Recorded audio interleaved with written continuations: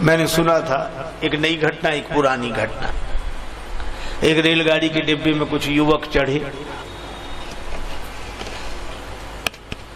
Express train, एक डिब्बा खाली, उसमें 16-17 बैठे और एक बूढ़ा आदमी पहले से बैठा था। वो अपना माला लिए सीताराम सीताराम सीताराम कर रहा है। अब वो तो लड़के, हे भगवान क्या नाम दिया है, लड़के जो कभी शांति से रहेंगे नहीं। इससे लड़के, उससे लड़के, जो मिले उससे लड़के लड़के।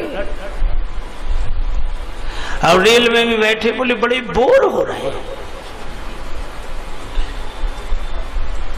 आस्था रही नहीं, विश्वास रहा नहीं, भजन भक्ति है नहीं, तो बोर ही होंगे।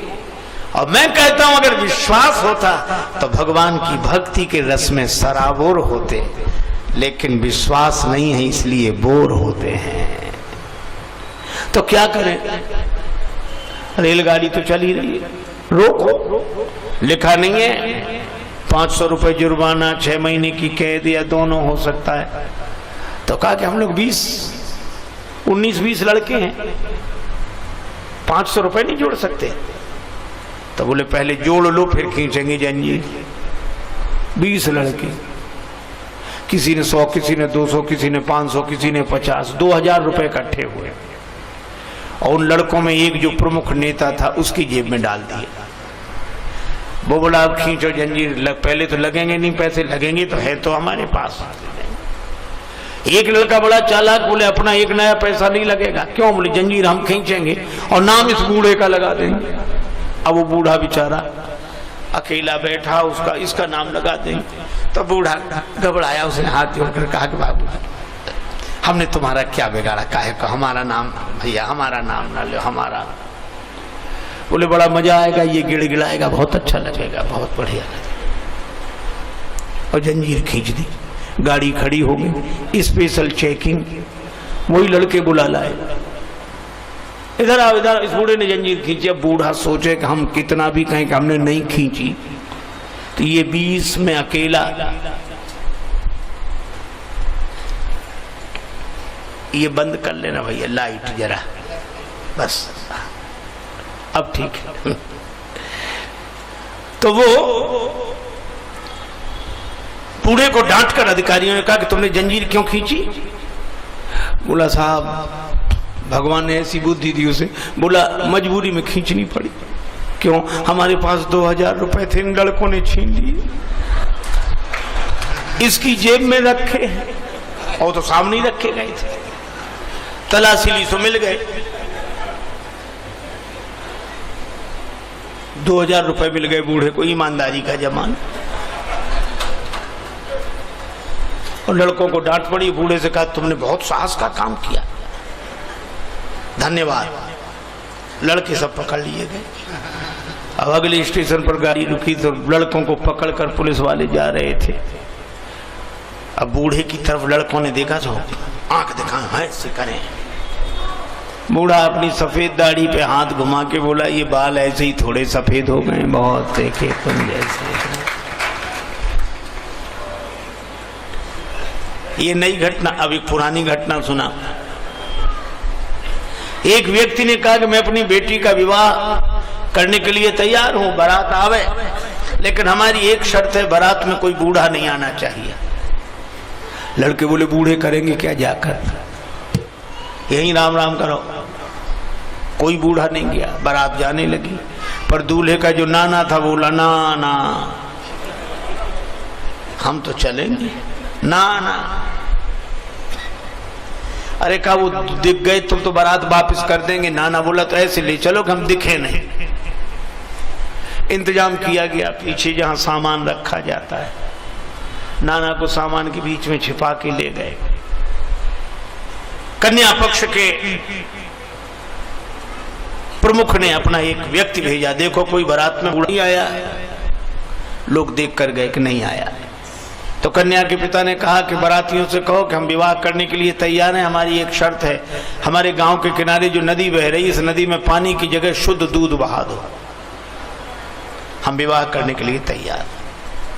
अब लड़कों ने बड़ी अकल लगाई, नदी में पानी भरा है, फिर दूध भी शुद्ध दूध, फिर इतना दूध कहाँ से आवे, फिर ये पानी खाली कैसे हो। बहुत अकल लगाई, अंत में बोले इम्पॉसिबल, असंभव। तो कहा फिर बारात वापस ले चलो। एक ने कहा कि बारात तो वापस लौट ही रही है, नाना के काहे को प्राण लिए, उसे बाहर निकाल ले। सो नाना को निकाला। नाना बोला क्या है? बोले निकला, अब कोई खतरा नहीं, बारात वापस जा रही है। नाना बोला क्यों? का कन्या के पिता ने शर्त रखी है कि नदी में पानी की जगह शुद्ध दूध बहाओ।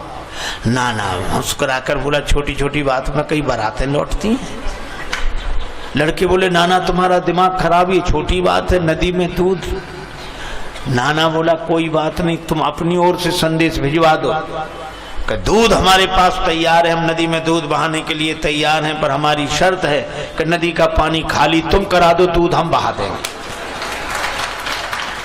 अब कन्या के पिता के पास खबर पहुंची कि वो कह रहे हैं कि नदी का पानी खाली तुम कराओ, दूध हम बहा देंगे। कन्या का पिता बोला जरा गौर से देखो, जरूर कोई बूढ़ा आया है।